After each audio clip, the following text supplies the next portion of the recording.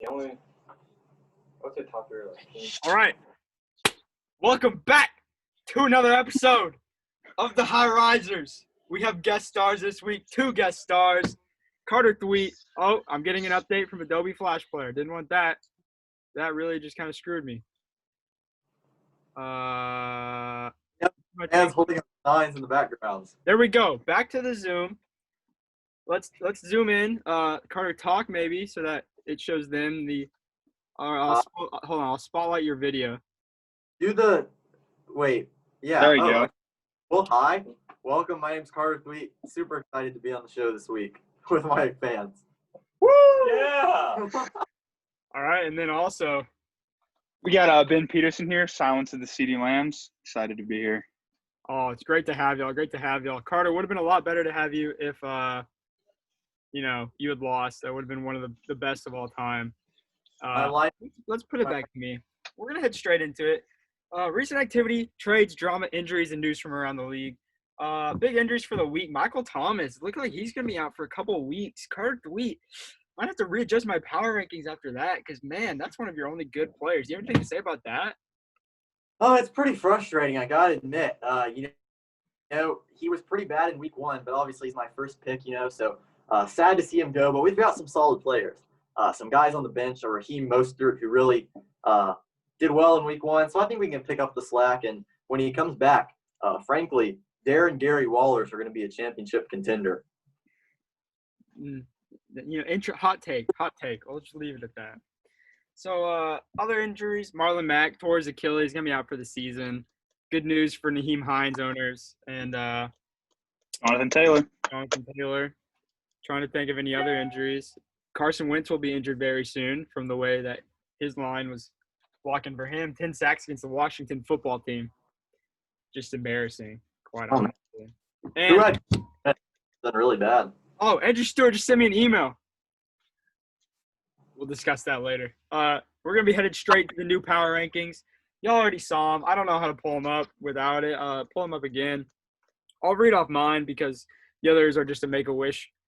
We have Tucker Cromwell at 12, Anderson Little at 11, me at 10, Grogan 9, Thweet 8, Garrett 7, Fly 6, Grant 5, Mason 4, Ben 3, Nixon 2, and King 1. I'm going to head over to Ben. Do you agree with it for the most part? Do you have anything that you would change dramatically? I agree for the most part. I would just like to say you disrespected me before preseason power rankings, but Devontae Adams came through for me, Calvin Ridley. Wide receivers played well this week. It's true, they did. We'll see if they can keep it up in the Hopefully. coming weeks. So no one – Carter, I guess I'll get your opinions on mine.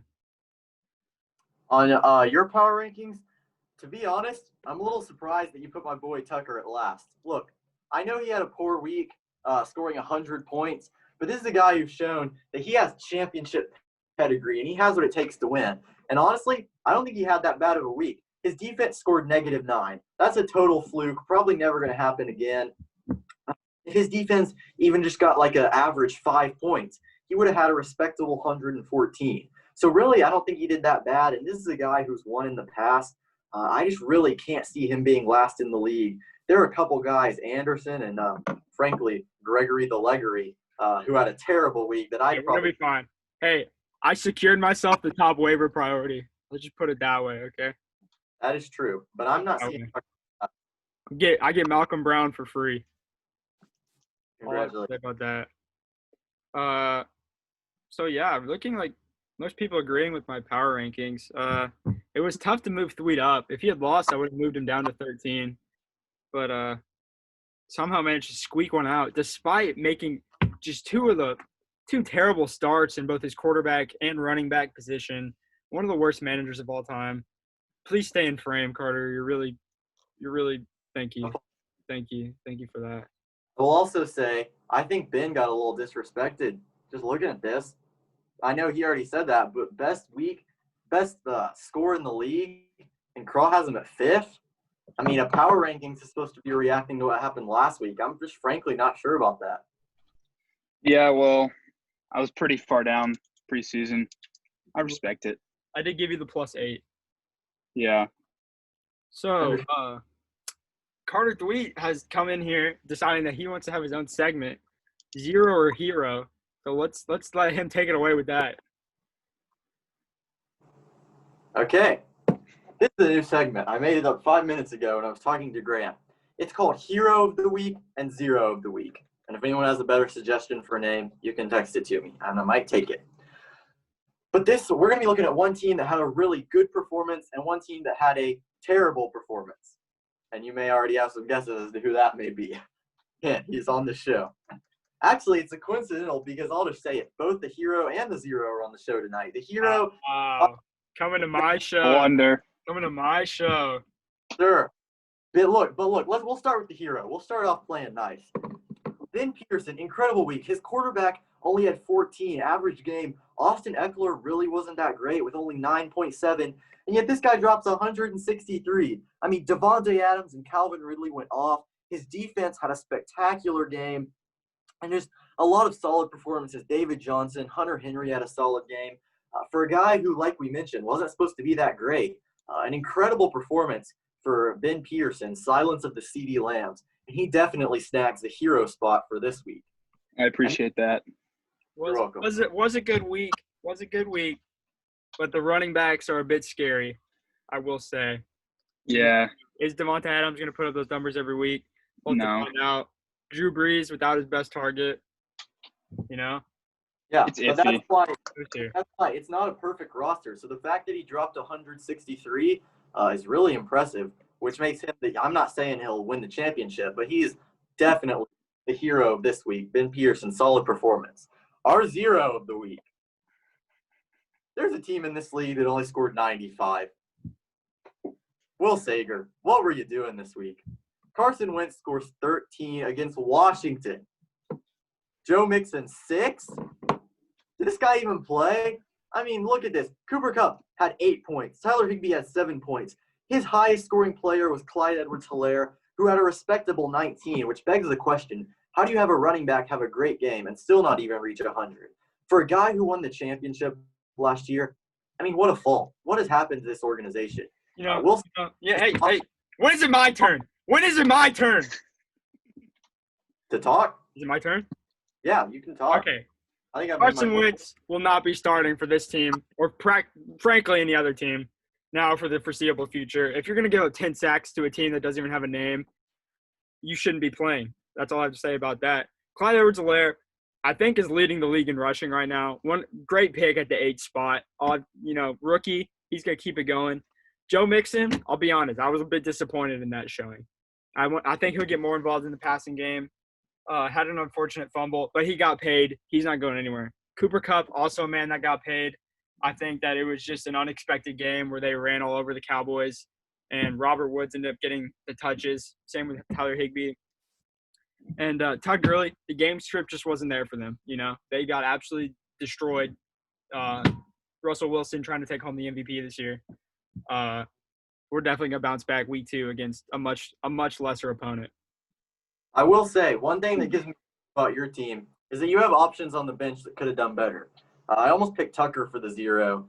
Like I said, he scored 100, but he's really got no one on his bench. His highest scorer was Alexander Madison with 12, and it drops off a lot after that. So Tucker Cromwell, another former champion, was also in competition for the Zero because really he's just got no depth. So really 2 poor performances this week from Will Sager and Tucker Cromwell, I would say for sure.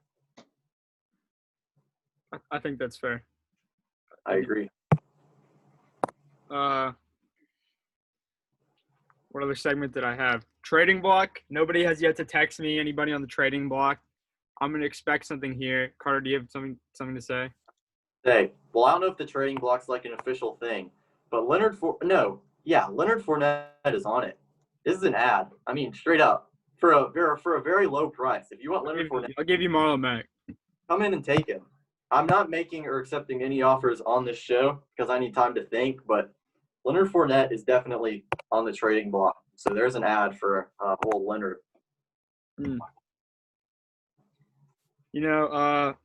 Just looking back at last week, Hayden versus Thweet, I did get that pick incorrect.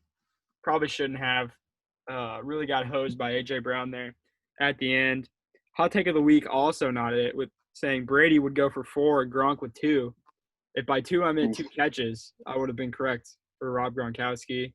Hayden Fly can't be too happy out of his new tight end. You think the Bucs will pick it up in week 2? Maybe, but I don't know if that'll The hold Saints them. defense just played really well. Ben, having the Saints defense helped them propel Yeah. to 168. 63. 17 was huge. Apologies. Oh, Carter exits it out. Sorry, I'm back. Checking something. So I don't know if you on your fantasy app, you can see the matchups for the next week. I can. I'm on that right now. Do you have any bold predictions for this week? Any upsets of the week headed into week 2? Are we gonna get to make picks for all the games? You can make you can do a few. I don't know what time will allow. Absolutely. Well, I'm gonna beat Will Saker. I think everybody knows that at this point. I'm gonna go. You got it. You got it. One thing. Apologies. One thing that I would say is that I think even though Grant Moore is 0-1 facing the 1-0, and Grant Moore's got a really solid team. He got really unlucky going up against the powerhouse that was Ben Peterson last week. But I can definitely see Grant Moore getting a win. And also in the Tucker and Anderson game, which is interesting because they're in like the bottom 2 spots of the power rankings.